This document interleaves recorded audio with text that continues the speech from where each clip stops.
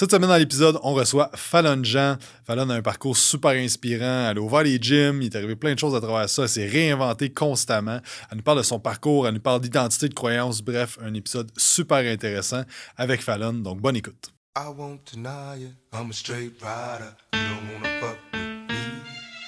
Salut tout le monde, bienvenue au podcast. Cette semaine, on reçoit Fallon Jean. Fallon, c'est une femme que je trouve super inspirante dans le business depuis maintenant 16 ans. Et moi, je l'ai connue quand elle a commencé à ouvrir des gyms, les C30M, c'est ça? Ouais. Et c'est des gyms pour femmes, et elle a scalé ça. Et maintenant, elle a la méthode Be Real, où est-ce qu'elle coach les femmes entrepreneurs. Elle a lancé ça en 2021, puis là, ça fonctionne super bien. Elle vient de revenir d'Afrique. Et j'ai déjà entendu son histoire, puis je voulais la porter sur le podcast parce que je trouve que c'est une histoire vraiment super inspirante, puis je veux que tu nous racontes ça aujourd'hui. Donc, bienvenue sur le podcast, Fallon. Comment ça va? Ça va super bien. Merci beaucoup pour l'invitation. Ça fait plaisir, ça fait plaisir. Donc, là, présentement, tu reviens d'Afrique. Comment c'était? C'est quoi tu faisais là-bas, puis comment ça a été? Ouais, ben en fait, merci d'en parler. J'arrive de là, ça fait 3 semaines environ, puis on a été là 18 jours. C'est intéressant, c'est très différent. On avait été quand même bien informés sur qu'est-ce qui se passait là-bas et tout ça. Le but, c'est un voyage solidaire, comme humanitaire, mais ils veulent pas qu'on dise ça parce qu'ils sont pas dans le gros besoin. Donc, voilà. Puis, en fait, dans mon programme Feminity pour les femmes d'affaires de haut niveau, je leur demande, bien évidemment, je parle beaucoup d'argent, puis de plus on donne, plus on reçoit, mais pas donner dans le but de recevoir, juste donner parce qu'on a envie. Puis à un certain niveau, qu'on fait beaucoup d'argent, bien c'est important, selon moi, de contribuer à un monde meilleur, à plus grand que soi et tout ça. Donc, je leur ai demandé de donner un pourcentage de leur chiffre d'affaires, mais pas juste en argent, puis je m'en fous, mais vraiment de s'impliquer émotionnellement aussi. Et les filles ont fait des projets divers, dont une médecin, l'autre physio et l'autre propriétaire d'agence de voyage, qui se sont mis ensemble et qui ont dit, bien écoute, on organise un voyage. Fall, veux-tu venir? Fait que j'ai dit, ben oui. Fait que il y a un an, c'était très drôle parce que des levées de fonds, c'est facile pour moi. Organiser tout ça, ça va. Puis quand j'arrivais là-bas, je me suis dit, mais dans quoi je me suis embarquée? Puis la plupart des gens m'ont dit, je pensais pas que t'allais survivre. Donc, parce que je suis quand même poule de luxe. Pas de grand luxe, mais quand même un minimum. Là, une toilette, c'est quand même bien. Une douche aussi. Bien manger. Fait que bref, ça a été très... inconfortable quand même de voir où est-ce que la femme est rendue dans ces pays-là. C'est pas super avancé. J'ai quand même eu la chance de donner une conférence sur le leadership au féminin. Nice. Mais en même temps, je peux pas dire exactement la même chose qu'ici, là, que tout est possible. Oui, tout est possible, mais quand même, jusqu'à un certain point, là, où est-ce qu'elles sont en ce moment. Fait que je suis contente quand même. Le groupe a un super bel impact là-bas. On n'a pas transformé l'Afrique. On nous avait averti qu'on n'allait pas tout changer, mais quand même, on a fait un bel impact là-bas, là, au niveau des jeunes, au niveau des femmes d'affaires aussi. On a fait un genre de dans l'œil du dragon, fait qu'on a donné 3 bourses pour des femmes d'affaires là-bas. Fait que c'était beau quand même de voir 36 femmes dans un village qui ont show up puis qui sont venues nous parler de leur projet, en français pour la plupart parce qu'ils parlent, il y a 9, 10, je me rappelle pas comment on appelle ça, là, des dialectes, ouais, c'est ça, différents dans le même village. Fait qu'ils se sont forcés pour parler en français. C'était vraiment très, très beau. Wow! Ouais. Wow. Mais j'ai quand même bien aimé mon voyage en Tunisie un mois avant dans un tout inclus. Ça me ressemble un peu plus quand même. Fait que là, c'est ça ton but de vie. Mais raconte-nous donc d'où ça a parti ton parcours entrepreneurial pour t'amener à là 16 ans plus tard. Là. Ouais, ben tu sais, souvent quand j'écoute l'histoire des entrepreneurs, ils sont entrepreneurs nés. À 5 ans, ils vendaient de la limonade, puis ils faisaient plein de choses. Puis je suis comme, mais moi, pas du tout, tu sais. Ou des parcours full atypiques. Puis bon, je pense que tous les entrepreneurs ont un parcours atypique. Mais tu sais, moi, j'étais une super bonne élève, j'aimais pas l'école, mais j'avais des bonnes notes, une petite fille tranquille, tout ça. Fait que, même à 16-17 ans, les gens n'auraient pas pu se douter que j'allais devenir entrepreneur ou que j'allais être une très bonne leader parce que c'était zéro développé. Mon caractère était pas là, mon leadership était pas là, j'étais super gênée. Fait que j'ai développé toutes ces skills-là avec l'achat d'un gym quand j'allais avoir 19 ans. Puis, il y a des gens qui sont faits pour être entrepreneurs. Moi, j'ai appris à être entrepreneur.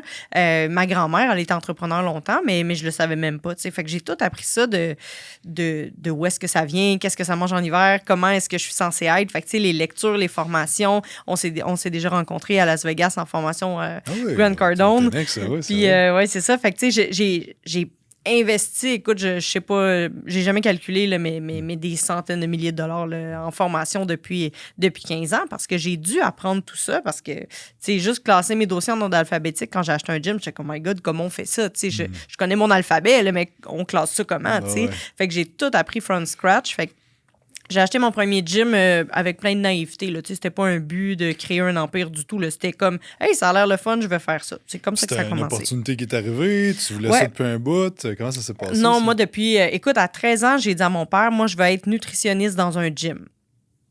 Et j'ai commencé mes études en nutrition pour me rendre compte que c'était ben trop long, l'université, tout ça. J'avais pas du tout envie d'aller à l'école. À ce moment-là, je voulais comme me marier, faire des enfants, puis c'est tout. Là. C'est la petite vie tranquille. C'est ce que je recherchais à 17 ans. Donc, j'ai commencé au cégep en nutrition. Puis après un an, j'ai voulu aller tester la job. Qu'est-ce que ça allait être? Technicienne en nutrition. Puis j'allais me ramasser dans un hôpital à regarder chambre 302, y a-tu un dentier, faut-tu couper sa viande? Écoute, j'étais comme, mon Dieu, ça n'a pas l'air motivant. J'ai travaillé en inspection alimentaire pendant un été, j'ai pas aimé ça. Là, comme à la fin de l'été, je parlais toute seule avec le bacon. Fait que je me suis dit, je travaille chez Bacon International. Je me suis dit, écoute, je peux pas être inspecteur, ça marche pas. Fait que j'ai tout lâché, mais je savais plus quoi faire dans la vie. J'ai fait un cours en vente. J'ai travaillé en vente automobile pendant 1 an. Puis après ça, mon père m'a appelé. Il dit, écoute, j'ai de la place sur les chantiers pour toi. Donc, j'ai commencé à travailler sur les chantiers de construction. Je l'ai fait pendant 8 ans. Mais pendant que j'attendais mon cours de santé et sécurité, j'avais comme 2 semaines off. Et c'est exactement à ce moment-là, parce que la vie est bien faite, c'est exactement à ce moment-là qu'une amie m'a appelé et a dit, écoute, je suis gérante d'un gym à Sorel, un Femme en forme. Tu sais, les anciennes franchises, là, il y en a eu beaucoup des 30 minutes pour femmes. Elle dit, écoute, j'ai pas d'entraîneur cet après-midi, j'ai vraiment besoin de toi. Puis je suis comme, mais là, je m'entraîne dans un gym, mais je suis pas entraîneur. Elle dit, écoute, je vais te former. Fait que j'ai eu 8 secondes de formation. Et j'ai commencé à être entraîneur cette journée-là. Puis 2 semaines après, elle m'a dit, écoute, je peux même pas te payer, il y a pas d'argent dans le compte, il y a zéro, je sais pas qu'est-ce qui s'est passé. La propriétaire est partie au Mexique, je me rappelle pas exactement de l'histoire, mais je pense qu'elle était partie au Mexique. Elle avait une maladie, puis je pense que maniaco-dépressive ou quelque chose, puis elle a juste quitté, elle a tout lâché. Fait que j'ai eu l'opportunité à ce moment-là d'acheter de la franchise. Donc, j'ai acheté ma première franchise. Je suis devenue franchisée finalement. Ah ouais, à ce moment-là. Là, dans le fond, tu travaillais dans la construction dans ce temps-là? Oui. Puis, mais là, j'avais pas commencé encore. Okay, j'allais commencer. OK, t'allais commencer, puis il y a eu cette opportunité-là. Ouais. Puis là, t'avais le choix, soit tu t'en allais dans ça ou la construction, puis... J'ai fait les deux. T'as fait les deux? Oui. OK. Et ce qui est une très bonne chose, parce que pour vrai, je serais jamais arrivée probablement financièrement. Là, j'ai acheté un gym, j'ai fait un prêt, je me suis dit, ça va bien aller. Ça a bien été, mais tu sais, quand j'y repense, puis je suis comme... J'avais aucune stratégie de rien, là, ni marketing, ni recrutement de clients, ni même entraîneur. J'avais aucun talent dans rien pour ça. Fait que c'est une bonne chose que j'ai gardé les employés en place, puis moi, je suis juste allée travailler sur les chantiers. Donc, dans ma tête, à ce moment-là, je faisais de l'argent pour faire vivre mon gym. En y repensant, je suis comme, si j'avais eu la stratégie, bon, on sait très bien que j'aurais pu mettre des efforts, puis ça aurait monté plus vite, mais à ce moment-là, c'était ma stratégie de gagner quand même un très bon salaire sur les chantiers et de m'occuper de mon gym en même temps. Et c'est la même année où est-ce que j'ai découvert la Zumba et que je suis allée me faire former. J'ai commencé les cours. Là, ça commençait à être tough parce que mes cours étaient pleins. Là, j'ai commencé à 30 clientes, pas longtemps après 60, puis super vite, j'ai monté à 100, 120 clientes par cours, par soir, tous les soirs. Wow. C'était, ouais, vraiment, là, je viens de Sorel quand même, là, c'est pas Montréal, fait que 120 dans un cours, c'est beaucoup de femmes, mais moi, je savais pas, je pensais que c'était normal, 100 clientes par cours. J'étais comme, c'est le fun, mes cours marchent bien, mais je savais pas que les gens faisaient pas ça, là, tu connais peut-être un peu les cours de groupe, là, je pense pas que t'enseignais l'aérobie, mais quand même, c'est 10 clients, 20 peut-être, 30 quand t'es vraiment hot, là, mais 100, 120, c'était quand même très cool. Fait que j'avais mes cours le soir, souvent je travaillais la nuit sur les chantiers de construction. Je dormais un peu, j'allais voir mon gym si tout était correct, je donnais mes cours, je m'en allais travailler. Fait que, ouais, c'était. Je sais pas trop comment j'ai rentré ça là-dedans, mais ça fonctionnait. Tu t'as fait ça pendant combien de temps? Temps plein, 3-4 ans, puis au total, 8 ans. Temps plein, 3-4 ans, le billet que tu me dis là. Oui. Ben, temps plein, tu sais, je faisais pas 40 heures. C'est pas, je travaillais pas dans une usine, je travaillais pour une compagnie qui fait plusieurs usines. Fait que je faisais des chantiers. Là. Je travaillais pas 5 jours par semaine, là, mais une couple d'heures par année quand même. Ouais, c'est ça. Fait que juste comme. Il y a de quoi que je vais amener avec le podcast avec les gens qui passent en interview, c'est que c'est long. Oui. C'est 4 ans, genre, que comme c'est sûr que t'avais pas tant de fun, là, tu sais, non. tout le temps. Là, des pâtes blanches avec la sauce tomate, là, c'était pas mal ma nutrition de base. Fait que là, puis, ben là, tu dis 8 ans, ça, c'est que les gyms, t'as regardé pendant 8 ans? Non, la construction pendant 8 ans. Mon premier gym, je l'ai eu pendant, je crois, 5 ans. OK. Fait que là, dans le fond, pendant tout le temps que tu bâtissais tes gyms, tu travaillais encore chez Chantier. Oui, absolument. Right. Fait que, puis, avec du recul, tu penses-tu que c'est vraiment une bonne stratégie d'avoir comme une job qui t'assure une sécurité pendant que tu bâtis quelque chose ou t'es juste comme aussi bien d'aller all-in puis de brûler, burn the boat? Là, Ben, en ce moment, burn the boat, c'est ma bonne stratégie, mais à ce moment-là, ça aurait jamais fonctionné. J'aurais pas été capable. Pour vrai, j'avais vraiment pas les compétences pour le faire. Puis, tu sais, même souvent, j'ai des clientes qui me disent, tu sais, est-ce que je devrais garder ma job ou justement y aller all-in? Puis, tout dépendant des croyances limitantes, tu sais, moi, mon père m'a tellement dit, le fonds de pension, c'est important, puis tout ça, puis je dois pas être la seule, qu'à un moment donné, quand t'es pogné avec tout ça, puis tu burn the boat, ben il y a un moment où est-ce que tu te retrouves plus de stratégie parce que t'as bien beau vouloir aller all-in. Si toutes tes croyances puis ton identité est pognée dans un salarié, puis t'essaies d'être all-in comme travailleur autonome ou entrepreneur, tu sais, il y a comme des étapes à passer que moi, j'étais pas prête du tout à tout lâcher. Puis je me serais sûrement complètement plantée parce que c'était bien mieux que quelqu'un d'autre s'en occupe que moi parce que j'avais pas les compétences nécessaires. Fait que, tu sais, après 3-4 ans, j'aurais été correcte, là, mais ça dépend de chaque personne. Fait qu'en ce moment, ma stratégie, c'est all-in tout le temps. Mais tu sais, là, en ce moment, si mon entreprise descend, j'irai jamais me trouver un autre job. Je sais très bien que je vais trouver d'autres stratégies, je vais me réinventer, tout ça, mais à ce moment-là, c'était mieux. Fait que ça dépend des gens, ça dépend des croyances, ça dépend de plein de choses. Puis je pense que sûrement tu l'as déjà vu avec du monde, mais il y a du monde qu'à y aller all-in, ça les stresse tellement, ils figent, Exact. puis ils font plus rien. Exact. Puis là, ben, tu sais, ça avance pas plus vite. Puis Mais non. je pense qu'il y a une des problématiques qu'on voit en 2023, c'est que tout le monde pense que c'est donc facile d'être à son compte. Fait que là, c'est comme, ouais, mais je vais lâcher ma job, comme ça, je vais avoir plus de temps pour pouvoir me mettre all-in. Ouais, mais comme tu dis, c'est que t'as peut-être pas les compétences là, présentement, puis c'est correct. T'sais. Les compétences ou la discipline. Ouais. Tu sais, quand on veut, on peut, oui, mais jusqu'à un certain point. Là, toi, autant que moi, on a une grande discipline qui fait en sorte qu'on est capable de se lever puis d'aller faire ce qui est nécessaire, mais c'est pas tout le monde qui est comme ça. Là. Puis en coachant plusieurs personnes, des fois, je me dis, my God, mais à quel point tu veux vraiment ça?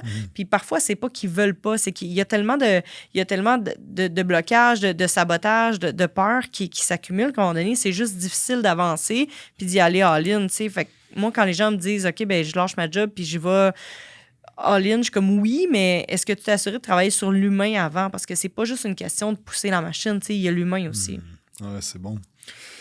On va revenir là-dessus parce que c'est ça que je vais aller explorer avec toi aujourd'hui, mais je vais juste terminer au niveau de... Fait que là, dans le fond, pendant 8 ans, t'as ça, t'as tes gyms, puis là, c'est quoi qui se passe là, avec ce gym-là? Comment t'as fait la transition vers ton propre brand? Ouais, ben j'ai pas voulu faire une transition. Ça m'est tombé dessus. Mais je pense que c'est toute une question de synchronicité. Tu sais, mon entreprise allait tellement bien qu'à un moment donné, mon ego a grossi beaucoup trop vite. Là. Ça allait au même rythme que mon portefeuille, mais ça n'avait pas de bon sens. Là. Merci, cheminement personnel. Mais bref, 2013-2014, ça allait super bien. Puis 2015, je venais d'acheter une salle de réception avec une associée qui, elle, a fait une faillite personnelle, divorce, tout le kit. Bref, ça n'a pas été une belle fin. Puis moi, j'avais plus aucune stratégie de me sortir de là. Fait que j'ai pas fait faillite, mais ça m'a coûté super cher sortir de là. J'ai fermé mon gym. J'ai envoyé une lettre à la main à toutes mes clientes pour dire, écoute, je ferme le gym, je suis épuisée raide. Ça fait 2 ans que j'essaie de bâtir une entreprise de salle de réception pour donner mes cours là-dedans, faire des conférences, tout ça. Ben, pas moi, mais avoir des conférenciers. Puis, ça vient de fermer. Fait que là, je suis juste comme, je suis brûlée raide. Fait que j'ai dit, écoute, moi, je suis au Zumba. Si vous voulez venir me voir, je vous donne des cours gratuits. Je vous rembourse qu'est-ce que vous avez payé d'avance au gym. Fait que si je croise une de mes clientes, je serais pas obligée de changer de trottoir. C'est ça que mon comptable m'a dit. Si tu fais une faillite, ça se peut que tu changes de trottoir. Puis je suis comme, moi, je veux pas ça. Je veux pas comme... C'est de même, je vais assumer ce qui se passe en ce moment. Fait que j'ai repayé tout le monde, ça m'a coûté super cher. Fait que je me suis ramassée avec juste mes cours de groupe, puis aucune vision, passion, confiance, estime, plus rien. Tu sais, comme il y avait plus rien. Puis genre, pas juste plus rien, moins 100 000 en plus. Fait que j'étais comme, bon, ben tout va bien. Mais j'avais pas les stratégies... pour m'en sortir émotionnellement. Tu sais, l'argent, c'est tel que tel. Là. Bon, au pire, je vais le regagner plus tard, puis c'est tout.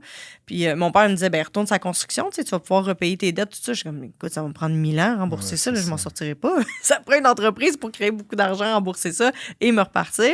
Fait que, bref, j'ai rencontré un coach de vie, comme on appelle. Puis, tu sais, mes journées n'étaient pas cool à ce moment-là. Tu sais, moi, je viens de tout fermer, fait que j'ai plus de raison d'être. Je suis comme, tu sais, je voulais pas m'enlever la vie, là, mais comme... J'avais pas de raison de me lever à part aller donner mes cours à 4 heures. Puis une chance que j'ai continué l'activité physique Puis une chose que j'ai continué à être essentielle, en tout cas, je me sentais essentielle du moins, à donner l'énergie à mes clientes qui m'en redonnent. Fait que mon équipe attendait mes clientes à l'accueil. Moi, j'étais backstage, puis j'étais comme, let's go, Fallon, t'es capable de donner un cours à 4 heures. T'es capable de donner 1 heure de Zumba. Fait que je pleurais toute la journée. À 4 heures, je venais donner mon cours. À 6 heures, je donnais mon deuxième cours, puis j'allais repleurer toute la soirée.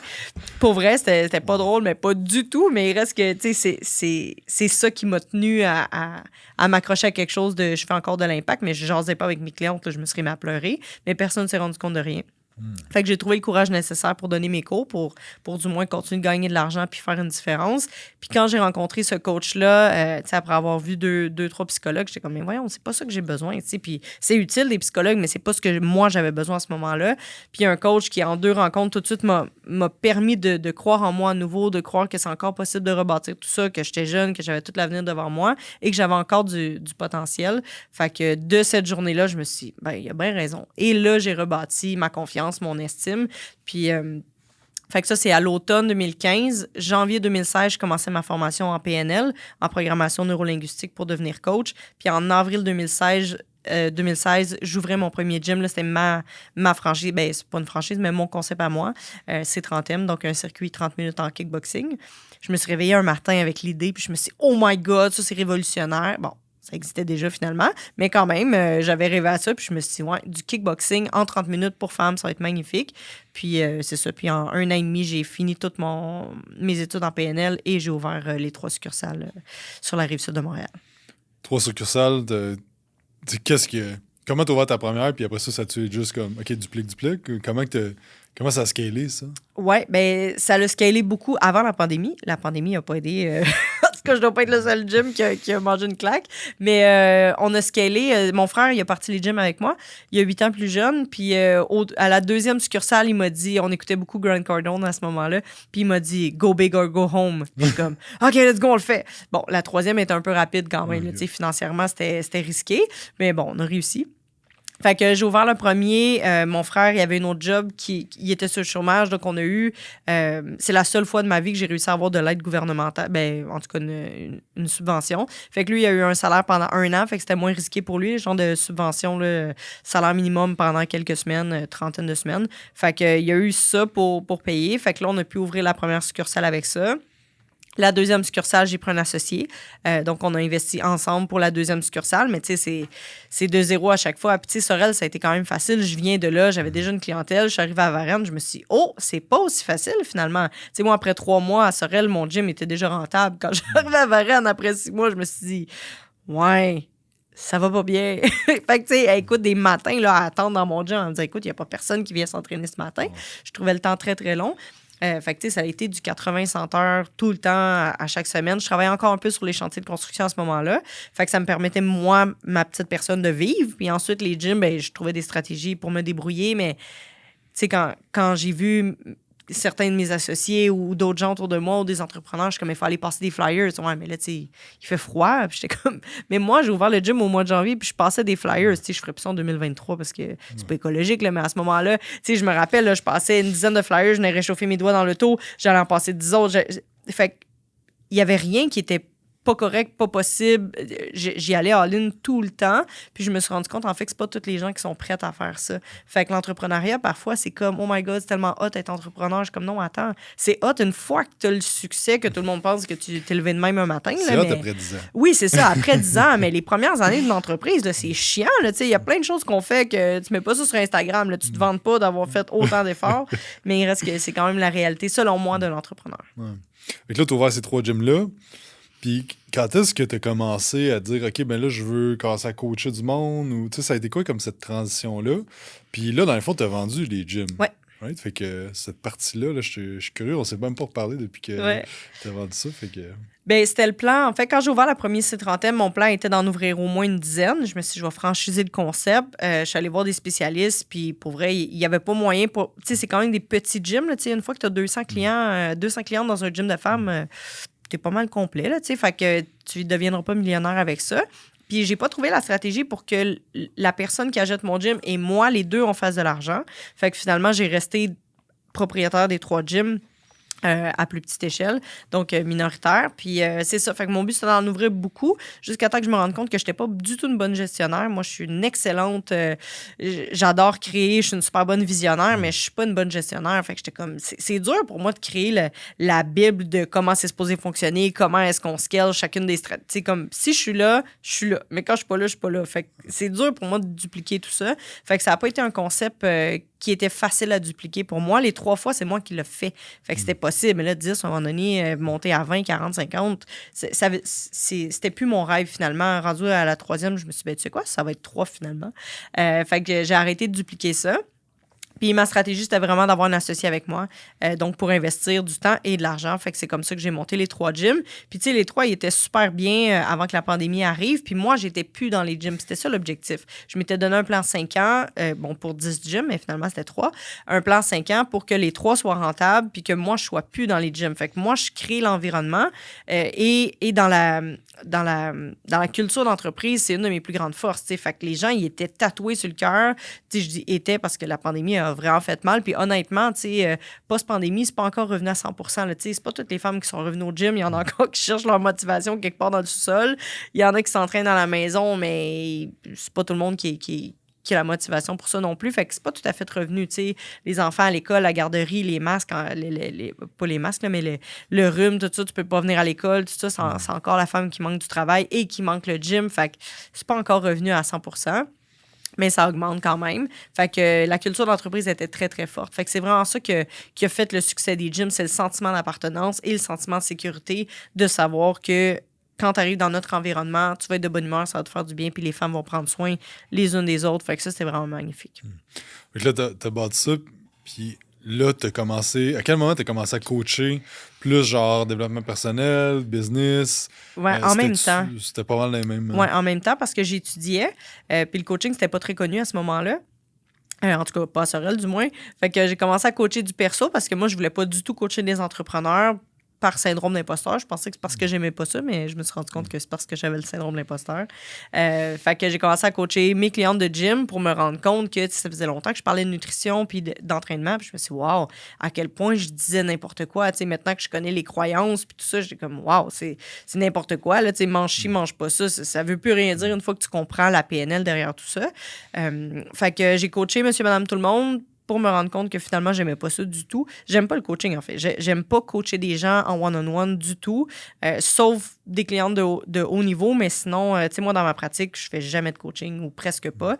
Puis, dans les premiers mois que j'ai commencé ma formation, j'ai dit à une prof, j'ai dit, ben moi, j'aime pas ça coacher, qu'est-ce que je fais? Ben, elle dit, c'est ça le coaching, là, tu sais. Elle dit, tu t'assois dans un bureau 30-40 heures par semaine, puis tu coaches des gens en one-on-one. Puis je suis comme, mais moi, c'est pas ça que je veux faire. Je veux donner des conférences, tu sais, je veux des groupes, je veux inspirer. Puis elle dit, ben non, c'est pas ça qu'on fait. Elle dit, on coach assis dans un bureau. Je suis comme, oups. Fait que bon, j'ai fini ma formation quand même. Pour me rendre compte que finalement, il y avait du coaching en ligne, il y avait des groupes de coaching, il y avait des conférences, il y avait plein de choses qui étaient possibles. Puis encore à ce jour, je suis comme, pardon. Je suis comme, mais pourquoi vous permettez pas aux gens de voir qu'il y a plein de choses qui sont possibles, c'est pas juste une chose. Fait que je suis contente de ne pas avoir arrêté la journée où elle m'a dit que c'était juste ça qu'on pouvait faire. Fait que j'ai coaché en même temps que j'avais mes gyms, puis juste un peu avant la pandémie, non, c'est pas vrai, je suis un peu mêlée dans mes années, là, mais je pense 2019, j'ai commencé la méthode Be Real en ligne. Fait qu'avant la pandémie, puis ça roulait quand même bien. J'étais toute seule, il y a juste moi qui coachais. Puis là, plus ça grandissait, plus j'étais comme, écoute, là, je m'en sortirai pas. Là, tout le temps, échanger mon temps contre de l'argent. J'étais déjà entrepreneur, mais en coaching, là, j'étais redevenue travailleur autonome parce qu'il y avait juste moi qui montais mes programmes et tout ça.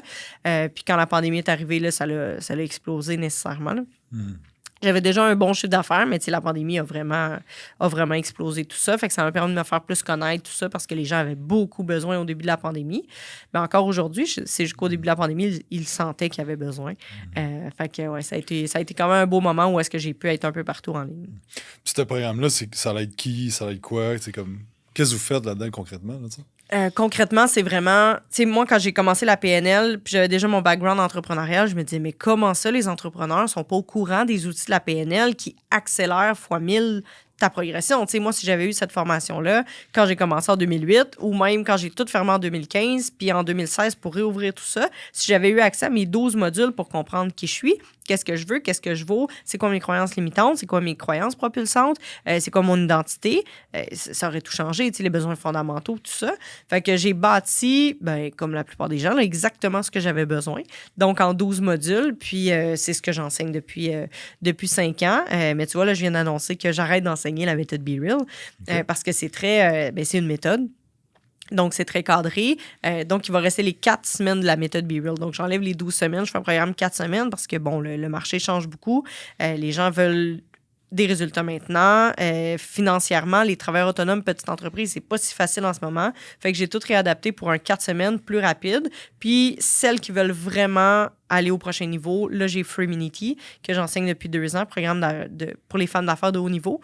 Et là, je me spécialise vraiment là-dedans parce que ça, c'est que de l'inspiration et reconnecter avec qui tu es vraiment et non pas la méthode, même si, selon moi, je pense que c'est le meilleur programme de coaching du monde, la méthode Be Real, mais là, il va être en evergreen. Fait que tu l'écoutes, puis une fois que tu es prête, là, tu t'en viens dans Freeminity, mais je veux plus, moi, l'enseigner à chaque semaine.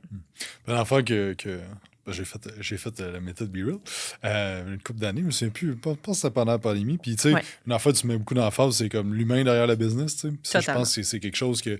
On parle souvent de stratégie, on parle de ci, on parle de ça, mais c'est quoi que tu parles beaucoup? On va revenir, mais je veux juste finir avec. Là, dans le fond. Fait que là, ça s'est mis à scaler. Puis là, tes gyms, qu'est-ce qui s'est passé, mettons, dans la dernière année, là? Parce que j'ai vu, t'as-tu vendu à 100%? C'est quoi qui s'est passé? Oui, il reste le dernier à notarier, là, mais les Saint-Hilaire étaient déjà vendus avant la pandémie. Pratiquement en même temps que la pandémie. Sorel vient juste de vendre la succursale. Et là, il y a Varennes que Alex reprend tout le gym.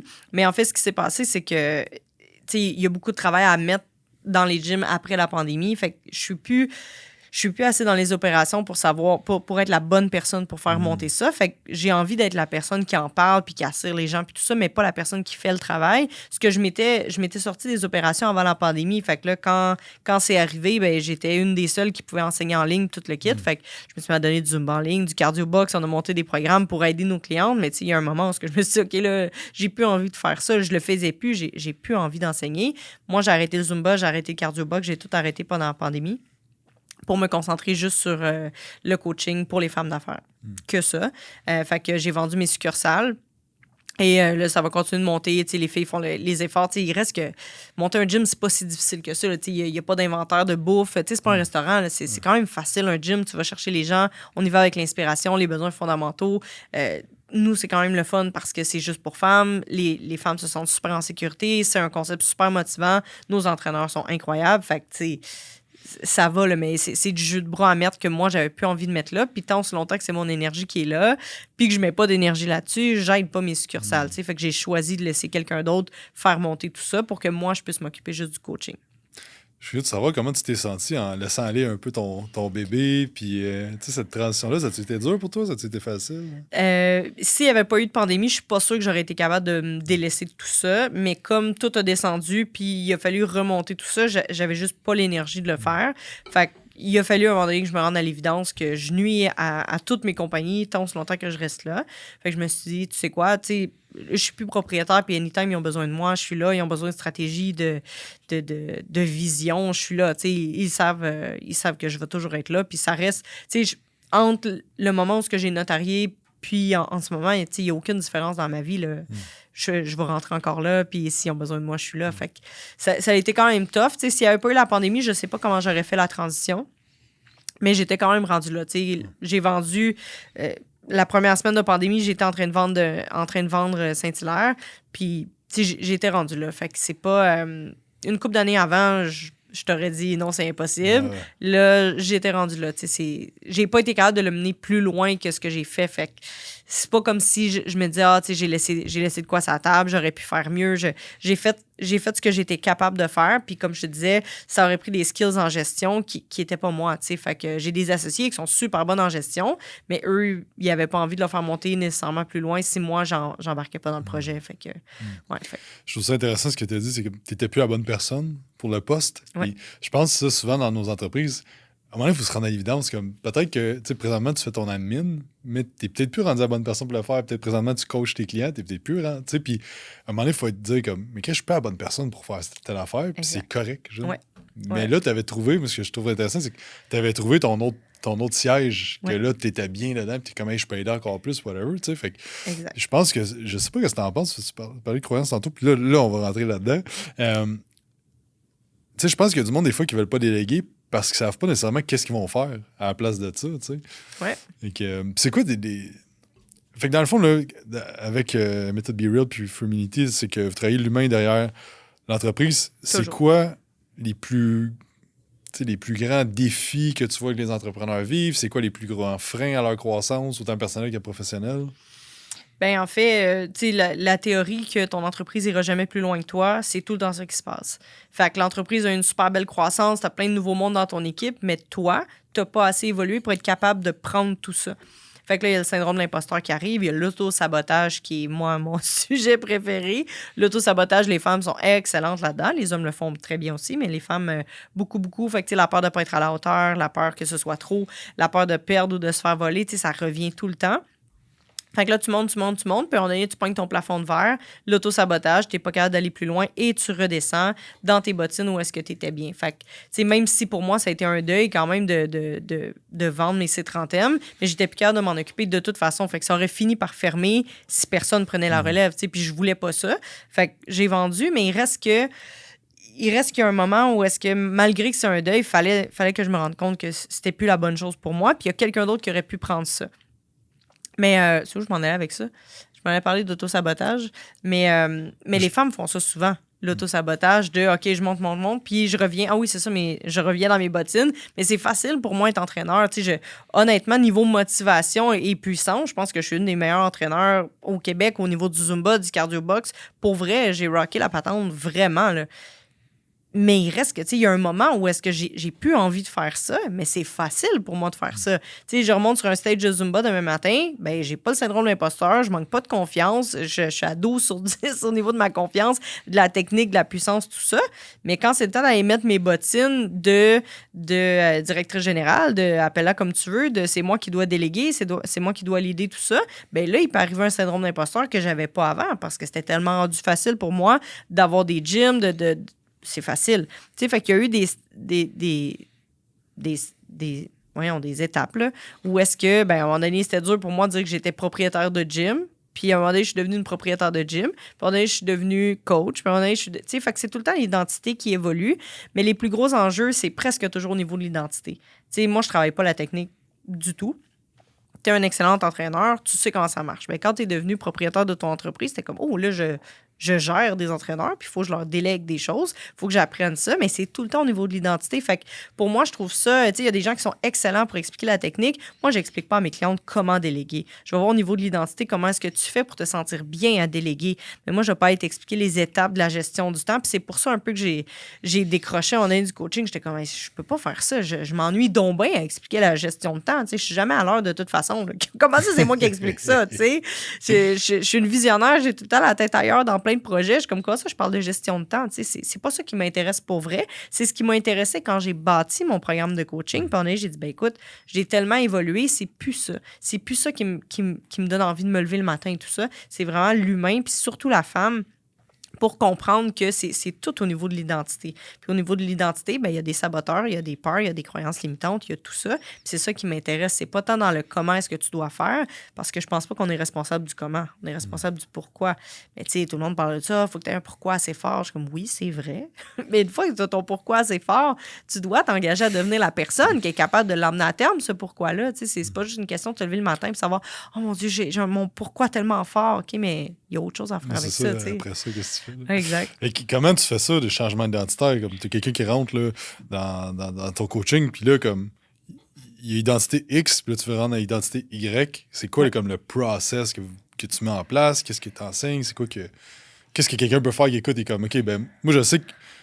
C'est ça. Comment on fait ça? Comment on fait ça? Ben écoute, je connais pas le ABCD là, parce que j'enseigne pas le ABCD, mais il reste qu'il y a des prises de conscience à faire surtout.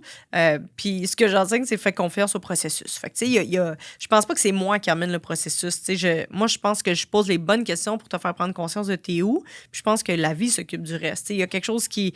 Les synchronicités sont tellement fortes, là, puis moi, je crois beaucoup au pouvoir des synchronicités. Fait qu'au moment où on parle de quelque chose, tout d'un coup, tu sais, j'ai des... des femmes qui sont propriétaires d'une compagnie qui appartenait à leur père avant, mais réussir à prendre leur place quand papa a toujours été là, puis t'es la fille d'eux ou t'es le fils d'eux, puis là, tu le fais pas comme ton père, c'était mieux avant, blablabla. C'est dur pour l'identité. Fait que c'est pas une question de, ben là, prends ta place, puis c'est de même, puis c'est tout. C'est d'être capable, pour la femme, d'aller prendre son énergie féminine, puis de dire, bon, OK, ben si moi, j'ai envie d'emmener l'entreprise ailleurs, j'ai envie de faire les choses différemment, comment est-ce que moi, je peux devenir une meilleure personne? Puis c'est pas qu'on n'est pas correct, là, c'est juste comment est-ce que je peux devenir une coche de plus au niveau de mon ouverture, au niveau au niveau de mon leadership, de tout ce qui est possible, tu sais. Ah, je m'excuse, je cherche mes mots. D'habitude, c'est facile. Mon cerveau, il est... Voyons, allô? Fait que c'est ça. Fait qu'au niveau de l'ouverture, au niveau du leadership, au niveau de la culture d'entreprise, comment est-ce que la femme peut emmener ça à un autre niveau? Pas parce que c'était pas correct avant ou pas parce que je suis pas correct maintenant, juste parce que j'ai envie que ce soit encore mieux, que les employés, tu sais, la main-d'œuvre est pas si facile en ce moment et tout ça, mais au lieu de tomber dans ben, il n'y en a plus de bons employés, comment est-ce que moi, je peux devenir tellement inspirante que les gens ils ont envie de venir travailler le matin. Ils ont envie que s'il manque un chiffre le soir, ben, ils vont faire de l'overtime, pas parce qu'ils sont obligés, pas parce qu'on donne un bon salaire, parce qu'ils ont envie de faire partie d'une vision plus grande. Fait que c'est là où est-ce que, ben, pour être capable d'amener ça vraiment grand, ben, tu dois t'améliorer en tant que personne. Tu sais, au niveau de comprendre les gens, au niveau de te comprendre toi, puis d'être une personne qui donne envie, qui ont envie de travailler avec, tu sais.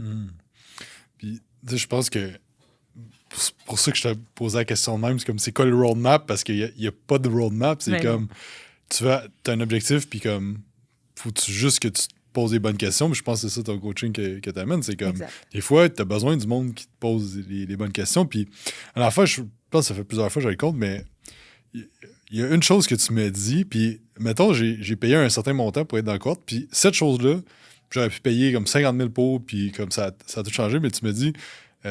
mais pourquoi tu te tasses pas du chemin? Oui. Puis là, j'étais comme, ben, pourquoi je me tasse pas du chemin? Puis pour vrai, c'est comme des affaires que je me répète encore aujourd'hui, de comme, puis ça fait comme 2-3 ans, puis je pense qu'il y a comme une puissance en se faisant, en ayant quelqu'un qui te pose des questions que toi, tu prends pas le temps de te poser. Pas que tu sais pas nécessairement, ou que, tu sais, j'aurais bien pu me poser cette question-là, mais je m'assoyais pas à me dire comme, il est où le problème, puis comme work through, puis tout ça, puis d'avoir quelqu'un à l'externe qui te pose des bonnes questions, c'est de même que le développement vers la personne que tu dois devenir, fait que vers la nouvelle identité, vers tout ça se développe, là, tu sais. Absolument, absolument. Puis, tu sais, même moi qui est coach puis qui connais ces questions-là, ben si boulot, quand je suis pognée dedans, là, c'est pas la même personne qui va créer le problème puis qui va aussi créer la solution. Fait que, tu sais, quand j'entends, ben je me fais de l'auto-coaching, je suis comme, ben bravo, mais moi, je ne pose pas les hosties de questions qui me font chier, là, tu sais. Il y a un moment où est-ce que j'y vais plus doucement avec moi puis je suis comme, ouais, je pense que c'est la bonne stratégie. Mais, tu sais, bon, j'ai des coachs, évidemment, mais j'ai mon petit frère, des fois, qui me pose des cracks puis je suis comme... Comment est-ce que du haut de son 8 ans plus jeune que moi, qui n'a pas étudié en coaching, mais qui m'écoute tout le temps, il me repose tout le temps la question exactement comme ça, pourquoi tu te tasses pas du chemin? Moi, je la pose à mes clientes, ben, des fois c'est mon coach, des fois c'est mon frère, des fois c'est mon équipe qui est comme, t'es-tu sûr qu'on s'en va à une bonne place? Puis je suis comme, ben oui.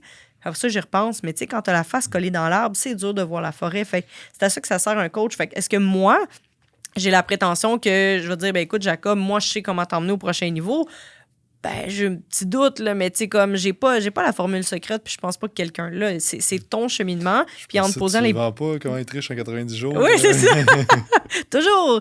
Mais il reste que, tu sais, je pense que c'est les bonnes questions. Tu sais, ça, c'est la phrase que toi, t'as retenue. Souvent, mes clientes retiennent la phrase, tu reçois ce que tu tolères. Ben, justement, qu'est-ce que tu tolères qui est plus nécessaire dans ta vie, qui t'empêche d'aller au prochain niveau? Puis justement, quand on est dans le chemin, mais c'est parce que, tu sais, souvent, j'entends, ben, c'est facile, t'as juste à te tasser du chemin, t'as juste à faire ça. Oui, mais il y a une raison pour laquelle tu es encore dans ton chemin. Il y a quelque chose que tu n'es pas capable de lâcher qui te fait du bien de travailler. Tu sais, moi, pendant longtemps, ça m'a fait mais tellement bien de dire à tout le monde que je faisais 16 heures par jour. Mon petit frère, à un moment donné, il dit, oui, on le sait, Fallon, tu fais 16 heures par jour. Puis je suis comme, mais qu'est-ce qu'il y a? Mais non, mais il dit, tu répètes tout le temps ça. Puis après ça, avec mon cheminement, je me suis dit, c'est vrai. J'ai tellement de... Je me sens tellement bien de pouvoir, pas me vanter, mais pouvoir dire à tout le monde que je suis super travaillante parce que c'est là que je vais chercher ma confiance, c'est là que je me sens utile, puis c'est là que je me sens importante. Puis maintenant, ben, je trouve ça le fun quand je peux dire que j'arrive d'Afrique, puis juste avant, je suis allée en Tunisie, puis juste avant, je suis allée à Saint-Martin, puis je fais ça avec des clientes exceptionnelles. On vit des moments écoute, ça vaut tout l'or du monde. J'amène mes clientes en coaching. C'est ça mon nouveau modèle d'affaires. J'adore ça. Je tripe ma vie. Mais avant, j'avais besoin de dire que je travaillais beaucoup. Maintenant, j'utilise beaucoup les riches réfléchissent. Fait que quand je me sens mal, je suis comme non, mais je suis en train de réfléchir à des nouveaux projets. C'est pour ça que je fais rien. Mais tu sais, c'est un processus. Un coach aurait pu me dire, il y a 4 ans, Fallon, il faut que tu travailles moins. Mais ça n'aurait pas fonctionné. Moi, j'étais bien à travailler beaucoup. Puis je disais, mais moi, j'aime ça travailler. Puis c'est vrai, j'aime encore ça travailler, mais j'aime aussi ça aller au spa. J'aime aussi ça voyager. J'aime aussi ça passer du temps avec mon chum. Mais avant, je pouvais pas me le permettre. Ça faisait pas de sens pour moi. Un entrepreneur, ça travaille beaucoup. Puis j'écoutais tellement Grant Cardone, j'étais pognée dans... je me sentais mal dès que je l'écoutais. Puis j'étais off. J'étais comme, oh shit, faut que j'aille travailler. Fait que tu sais, j'ai appris beaucoup l'énergie féminine, puis c'est là que je vais emmener les femmes d'affaires. On nous a tellement appris qu'il faut travailler fort pour réussir, ce qui est pas faux, mais il reste que la femme est pas faite pour faire ça. Puis toutes les femmes, tu sais, directrices, CEO que je vois, qui font des burn-out, c'est jamais parce qu'ils ont trop travaillé. C'est parce qu'ils ont trop travaillé, pas dans la bonne énergie. Dans l'énergie masculine qu'il faut prouver que, tu sais, si ta blonde est malade ou le petit est malade ou quelque chose comme ça, c'est tough pour une femme de dire à toute son équipe, ben, écoute, je vais en prendre soin de mon enfant parce que ça a l'air lâche. Mais ça n'a pas de bon sens. C'est une maman, elle a le droit d'aller prendre soin de son enfant. Mais il reste qu'il faut tout le temps cacher pour montrer qu'on est forte comme un homme. Mais on a un talent exceptionnel qui est différent de l'homme. Tu sais, moi, pendant longtemps, je me suis battue pour montrer que sa construction, que j'étais aussi forte qu'un homme, tout ça, ce qui est vraiment pas le cas, même si je suis quand même forte. Puis, tu sais, à vouloir prouver que j'étais capable, moi aussi. Puis, en je me suis rendu compte que je peux être très capable puis très hot, mais à ma façon, avec l'énergie féminine et non pas en essayant de prouver qu'une femme est aussi hot qu'un homme. On est très, très hot, mais différente. Fait qu'à un moment donné, on m'a posé la question, est-ce qu'une femme peut diriger une entreprise comme un homme? Puis, j'ai dit oui. Puis ma nouvelle réponse, c'est non. C'est faux. On ne peut pas diriger une entreprise comme un homme. Par contre, on peut la diriger d'une façon très différente, qui va être aussi bonne, sinon mieux, sinon différente, mais pas comme un homme. C'est ça, c'est vraiment ça, Femininity. Puis c'est là que je vais emmener la femme à, bien, si tu as envie de me suivre, si tu as envie d'être inspirée, si tu as envie d'utiliser l'énergie féminine, tu sais, j'ai encore beaucoup d'énergie masculine, là. Je pense pas que je vais arriver demain matin et j'ai tout excité. Mais il reste que mon entreprise, c'est beaucoup plus facile, c'est beaucoup plus léger maintenant que j'ai compris l'énergie féminine. J'ai pas tout compris, mais c'est quand même mieux qu'avant que de toujours travailler no pain, no gain. C'est pas fait pour la femme. Tu sais, c'est fait pour un temps, jusqu'à temps qu'elle crash puis elle fasse comme, hey, tu sais quoi, c'est pas ça mon essence de base. Mais je pense que c'est vraiment beau ce que tu dis, puis tu sais, je pense aussi qu'il y a même des hommes qui, à un moment donné, comme travailler juste beaucoup, c'est pas tant, ça va pas tant plus vite, tu sais. Non. Puis comme, il y a un shift à faire à un moment donné, puis je pense qu'il y a un temps où est-ce que tu as besoin de travailler fort, là. Oui. Mais comme, à un moment donné, il faut que tu te dises comme, OK, là, il faut que je travaille plus intelligemment, il faut que je travaille moins, il faut qu'il y ait comme plusieurs étapes. Oui, parce qu'à un moment donné, ça fait juste plus de sens de travailler tout le temps. Tu sais, à un moment donné, tu vois plus ta blonde, tu vois pas ton enfant, t'es comme, pourquoi je travaille donc? Ah oui, c'est pour m'offrir la liberté, mais la liberté, elle arrive quand? Parce que là, ça fait 10 ans, puis je travaille encore beaucoup. Fait qu'il est quand le OK, tu peux relaxer, tu sais. Fait que je pense qu'il y a un équilibre, une harmonie, du moins, de qu'est-ce qui fait du sens pour nous. Puis je pense que c'est différent pour chaque personne aussi. Exact. Tu sais, tu parlais de Grant Cardone, je veux dire, ça, mettons, j'aimais ça comme écouter Grant Cardone, puis aussi écouter Tim Ferriss. Oui. C'est comme deux extrêmes, puis là, c'est comme, OK, mais moi, qu'est-ce que je peux prendre de lui? Qu'est-ce que je peux prendre de lui? Qu'est-ce que je peux prendre? Puis, tu sais, à un moment donné, c'est pas tout le monde qui veut s'acheter un jet comme Grant Cardone, puis avoir des hélicoptères, puis tout. Moi, c'est pas quelque chose que j'aspire à, mais il y a plein d'affaires qui m'ont aidé dans sa façon de voir les choses, puis, tu sais, moi, c'est les événements, puis tout, je suis comme, OK, là, ça, genre, pour moi, là, il le fait bien, puis tu sais, fait que je pense que c'est un bon point, puis de se connaître, nous, à savoir, comme, qu'est-ce qu'on veut, puis quel business on veut, quel style de business on veut bâtir. Puis ça amène au point que là, dans le fond, tout combiné, tu parlais du temps avec ton chum, temps avec tes clientes, d'avoir de l'impact, des voyages. Fait que là, dans le fond, ta formule, c'est que là, tu vas faire des retraites un peu partout. J'ai vu que tu avais une retraite que comme tu dis pas c'est où que vous en allez. Ouais. Puis là, raconte-nous un peu, là, c'est quoi la structure que tu as de ça, là, comment que tu fais ça. Puis... Oui, bien avec le temps, j'ai appris à mieux me connaître. Puis, tu sais, moi, tout ce qui est structure et obligation, ça fait pas partie tant de ce que j'aime. Fait que pendant longtemps, tu sais, ça fait 7-8 ans que je fais des retraites, que j'organise ça à Sutton 2-3 fois par année. Puis avant, j'engageais quelqu'un parce que j'avais pas les compétences pour enseigner, mais j'avais envie de vivre la vibe. Fait que je me suis dit, je vais les organiser parce que j'en trouve pas que j'aime. Donc, j'ai commencé à organiser ça. Puis, écoute, je me préparais. Puis j'arrivais là-bas, puis j'enseignais pas ce que j'avais préparé. Puis j'étais comme, mon Dieu, c'est donc bien plate, ça. J'ai plus envie d'enseigner ça. Fait que j'ai appris avec le temps que ce que je dois préparer, c'est moi. Fait que je prépare mon énergie, tu sais, la méditation, l'entraînement, la nutrition. Tu sais, j'arrive moi, je suis prête. Maintenant, je donne un cahier blanc. Fait que tiens, tu prendras tes notes parce que tout ce que je préparais, c'est plus ce que j'avais envie d'enseigner une fois que tout mon groupe et l'énergie était là. Puis bon, je me suis ouvert un peu plus à l'énergie, la spiritualité, tout ça. Fait que maintenant, je donne un cahier, Freeminity ou Be Real, peu importe le branding de cette retraite-là. Un cahier blanc, prends tes notes, puis c'est tout. Puis j'utilise tous les outils que je connais, mais selon ce que j'ai envie à ce moment-là. Puis c'est beaucoup plus facile pour moi. Puis même les conférences, si je me prépare, ben écoute, c'est un 6 sur 10. Puis quand je suis pas quand moi, je suis préparée, mais pas mon texte, là, c'est hot. Parce que j'enseigne qu'est-ce que j'ai envie d'enseigner en ce moment. Puis là, je peux connecter avec quelque chose de plus grand que moi. Et là, mon contenu, il est inspirant. Mais dès que je me prépare, c'est pas si hot que ça.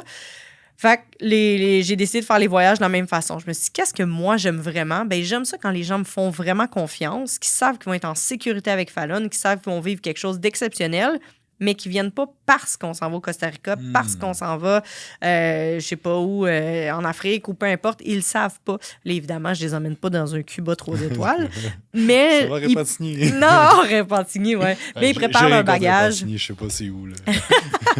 Mais ils préparent leur bagage pour un Cuba 3 étoiles et à l'aéroport, ils apprennent où est-ce qu'on part. C'est magnifique. Tu sais, à date, on est allé en Grèce, on est allé à Saint-Martin, on arrive de la Tunisie, le prochain est au mois de novembre. Fait que c'est beau parce que les femmes s'inscrivent parce qu'ils ont envie d'être avec moi, ils ont envie de la vibe, puis surtout, ils savent qu'ils vont être en sécurité.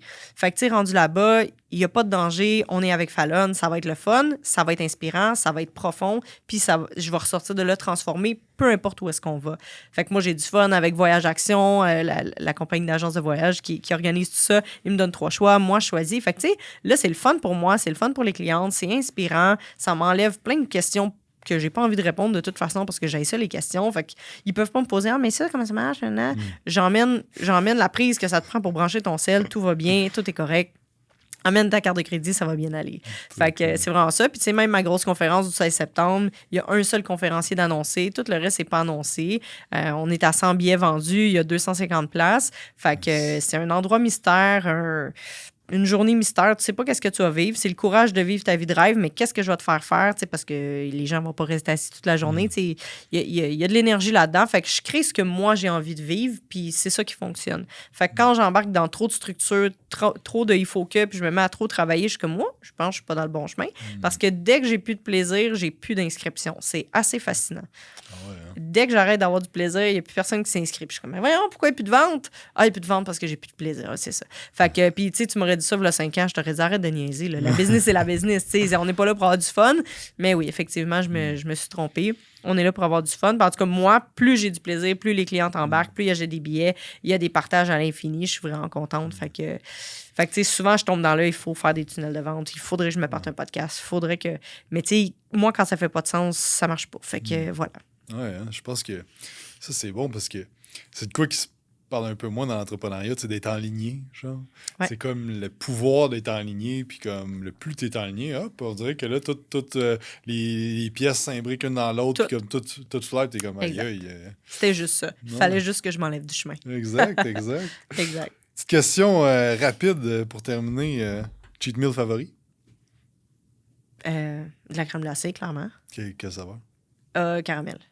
Mais elle n'est pas cheat tant que ça, parce qu'elle est au noix de cajou, parce que je suis intolérante au lactose, mais c'est un cheat quand même, puis c'est délicieux. Parfait. C'est quoi ta méthode d'entraînement favorite? Mon entraînement privé. Vraiment. J'adore ça. Au gym régulier, là. Cardio ou muscu? Muscu. J'ai enseigné longtemps le cardio, mais je préfère la muscu. Ton livre favori, ça peut être fiction ou non-fiction? C'est tous des livres de développement personnel. Mon préféré, my God, dans toute ma bibliothèque, I don't know.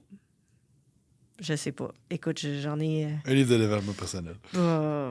Ed Mylett, probablement. The Power of One. Ouais, c'est... Je l'ai lu récemment, c'est bon. Film ou série favorite? J'en écoute pas. C'est correct. YouTuber favori? Ou vidéo YouTube, peut-être? Tony Robbins. Je l'écoute tous les matins. Pourquoi tu fais ce que tu fais? Parce que c'est viscéral. Je vois pas qu'est-ce que je ferais autre que inspirer les gens à devenir... à découvrir qui ils sont vraiment. Vraiment. Je pense que c'est mon implication dans le monde, mais j'ai aucune idée pourquoi je fais ce que je fais parce que parce que je suis faite pour faire ça. Puis, il y a des gens qui font la business mécaniquement, mais moi, je me lève à tous les matins en me demandant comment je peux faire mieux, comment je peux aider plus de gens. Je peux en pleurer tellement je veux faire une différence. Fait que je fais ça parce que je suis faite pour faire ça. Merci, Fallon, pour ton temps aujourd'hui. Merci à tous d'avoir écouté. Où est-ce qu'on peut te suivre sur les réseaux sociaux? Partout, Facebook, surtout Facebook, Instagram. Fallon Jean? Oui. That's it. Merci, Jacob. All right. Merci à toi. Merci à tous d'avoir écouté. N'oubliez pas de faire un 5 étoiles sur iTunes, vous abonner à la chaîne YouTube, puis on se parle dans un prochain podcast. Bye!